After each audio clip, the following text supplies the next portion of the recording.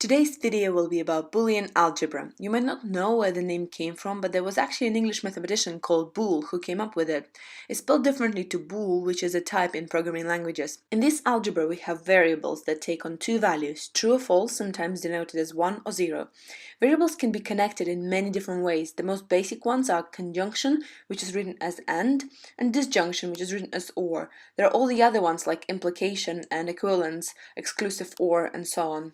Surprisingly, out of all these operators, NAND is the most significant one because any Boolean function can be implemented using only a combination of NAND gates.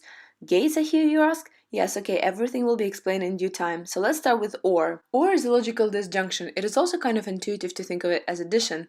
When we talk about logical operators, it is useful to draw truth tables. We have two variables, a and b, each of which can be either true or false. So in total we have 4 combinations. In 3 out of 4 of them we will have at least one true value, which means that the disjunction of them will be true. The only way to get false with disjunction is for both a and b to be false.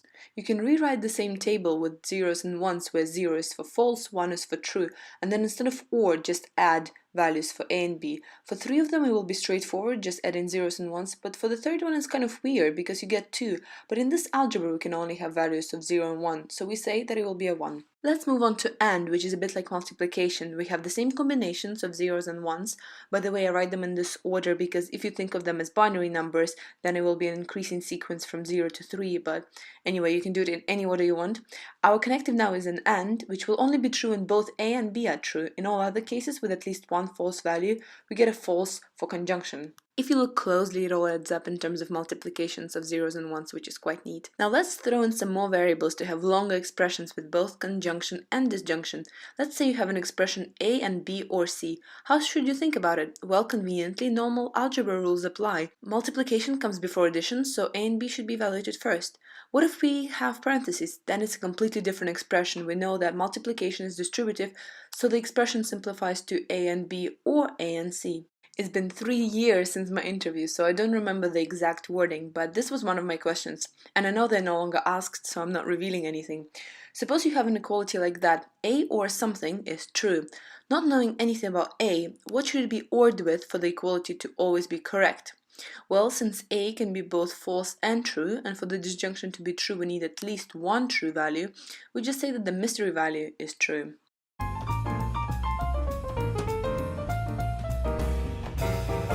What if we change true to false? What can we say now? Well, we know for the disjunction to be false, both A and B need to be false. So now we actually force A to be false. Otherwise, if A is true, then whatever the mystery thing is, the right-hand side should be true. We end up with both A and mystery values being false. When you're trying to simplify expressions with 100 variables, you really need shortcuts. It's easy to memorize these because they truly make sense, unlike some other formulas.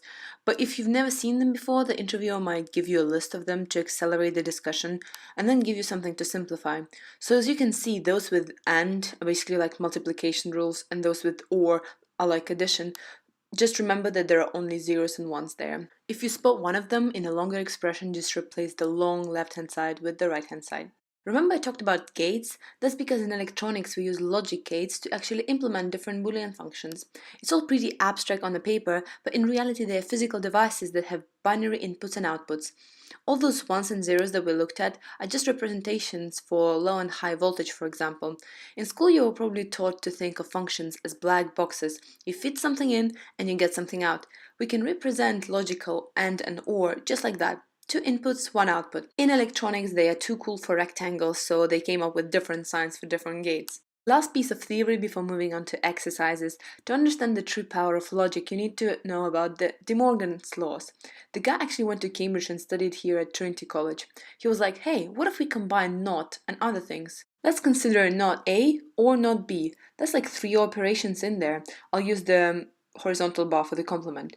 Turns out you can change that into just 2 operations and have not A and B. Since mathematics is a queen of beauty and symmetry, we can actually flip all the ors and ands and get another equality. So let me write that down in a nicer version.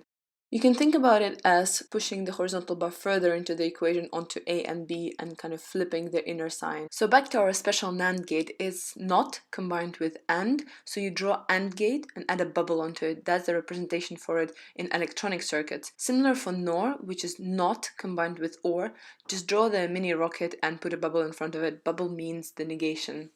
Okay, so it should all click together once we look at one of the exercises. Let's say you're given the circuit and you're told to give the truth table for whatever this function is. We have two inputs, A and B, both flow from left to right, and 5 gates. Those are NAND gates that we've looked at before. Now let's see how they transform the inputs. First, we NAND two A's. What does that mean? We expand NAND as NOT and AND and see that NAND gate operates as NOT if the inputs are the same. So we get not A at the top and not B at the bottom. Following the wires, B goes up and A goes down. Then we NAND those inputs, not forgetting that it's not A and not B. As you can see, putting a dot instead of an AND saves a lot of space. And then our final gate will give us this huge expression. We could write a truth table straight for that expression, but we're not masochists. We're gonna simplify it using De Morgan's laws. So as you can see, the top NOT can be broken into NOT of the first thing or NOT of the second thing. Double NOT then disappears and we are left with this small expression. Let's write a truth table for that with A and B columns and an output. We can just substitute zeros and ones and flip them from 0 to 1 or 1 to 0 if we see a horizontal bar. Looking at the output, we can see that it's only true when A and B are different. So if that doesn't remind you of anything, perhaps you've never heard of that, but that's called XOR, exclusive OR. What if we replace all the NAND gates with NOR gates? Following the same steps and using De Morgan's rules again, we arrive to this, AND of two ORs. Luckily, we use distributive law again and multiply them pairwise. We end up with just one OR. Where did the other two products go? Well, they were actually equal to 0, i.e. false. A and not A cannot be true at the same time, so it's false. Adding false onto anything doesn't change it, so we can just get rid of it. Now we can fill in the truth table. But what do we see? The output is actually false whenever the inputs are different. It looks like the inverse of the previous circuit. So I guess the function can be called not XOR, which is for some reason abbreviated as XNOR rather than NXOR. If you were able to follow that, well then congratulations, you solved your first question on the first Cambridge exercise sheet. Going back to the shortcuts that I gave you, we can add two more that we know now. Does this second one remind you of anything? That's exactly what my interviewer was trying to get out of me. A or not A is always true. And then I was asked to come up with a predicate for A that is related to something about tomorrow, and I said, it will or will not rain tomorrow.